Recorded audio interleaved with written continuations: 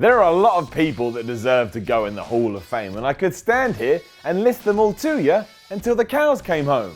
But as I have no idea what that saying means, or why any cow is trying to get home, that could take a very, very long time, and none of us want that. But as a man from England, there's always one name that comes to the forefront of my mind when I think about the WWE Hall of Fame, and that is, of course, the British Bulldog. A hero to many young wrestling fans this side of the pond, given what he achieved, it seems only right he gets one more last hurrah. Why? Here's why.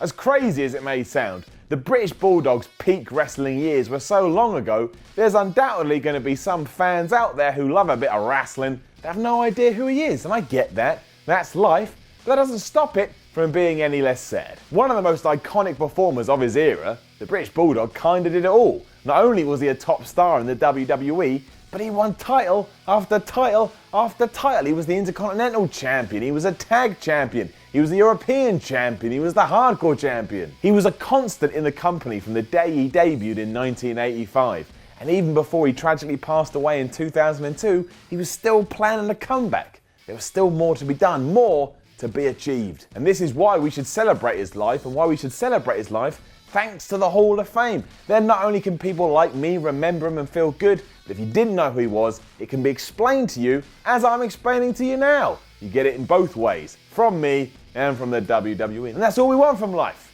It's all we need. There was plenty more before this though. Starting off in Britain's world of sport when he was only 15 years old, it was there when he met a man called Tom Billington, who would go on to become the Dynamite Kid. The two were so good that when Bruce Hart was in the UK and saw them, he picked them up, he put them in a suitcase, he took them to Canada and said, from now on, you're going to perform on Stampede Championship Wrestling. Because that's how good they were, and the British Bulldog even became the British Commonwealth Mid-Heavyweight Title Champion, which I definitely remembered and definitely rolls off the tongue. The point being, he was already making waves around the industry and making so many waves that he was invited to go and craft his trade abroad. He did it in Canada, and then he got a phone call from New Japan who said, hey, Bulldog, come wrestle in Japan. This all went down in 1983 and he was still having top feuds, besting tournaments and winning championships, and he was only 21. I couldn't tie my shoelaces when I was 21. The Bulldog was awesome. At wrestling, that is.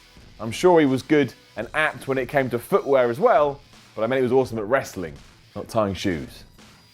It was after one of these tournaments where a true legacy was born, and that was of course the tag team between the British Bulldog and the Dynamite Kid, the British Bulldogs, and their performances were so good they caught the eye of a certain company in New York who were then known as the World Wrestling Federation.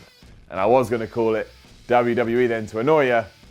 I changed my mind. Starting as they meant to go on, it didn't take the tandem too long to win the World Tag Team Championships, and when they did, they held them for 9 months, and they only lost them to the Hart Foundation after the Dynamite Kid suffered from an injury because he hurt his back. So they basically gave the titles up because they had to. That's like lending Bill Gates money and then getting it back. Don't know what that meant. That was a bad analogy. Unfortunately, some issues backstage with the Rougeaus signalled the end for the Bulldogs' first run, but ultimately, or in the long run, turned out to be for the best. After bossing it all over the place again, it was in 1990 when he was invited back to the WWF family, and when he began his superstar singles push. A huge draw in the UK and a damn decent one in the US as well, the Bulldog became one of those guys you just remember when you think back to that era of wrestling. Yeah, you had Hogan and you had Warrior at the forefront, but just behind them was the Bulldog. He had a face where everyone looked at him and went, that's the British Bulldog. And I love him. Not that angry.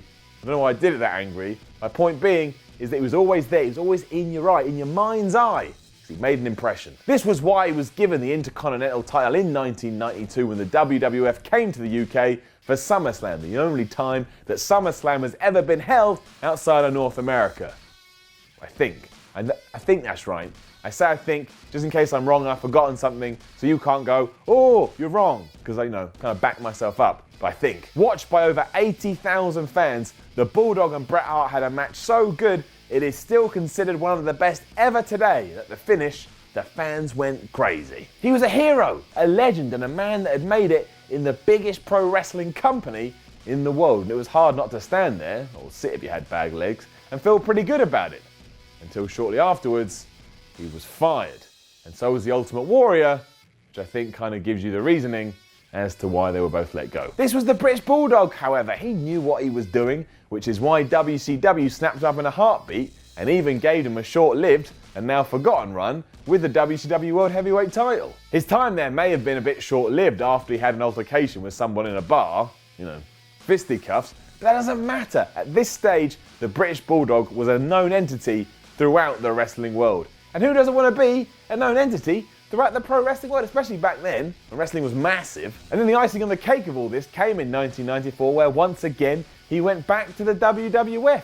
And when he was there, all the great feuds started again. He had another one with Bret Hart, Shawn Michaels, made an amazing tag team with Owen Hart, became the first and eventually longest ever reigning European champion, and he was an integral part of the Hart Foundation, which in the late 90s was fantastic.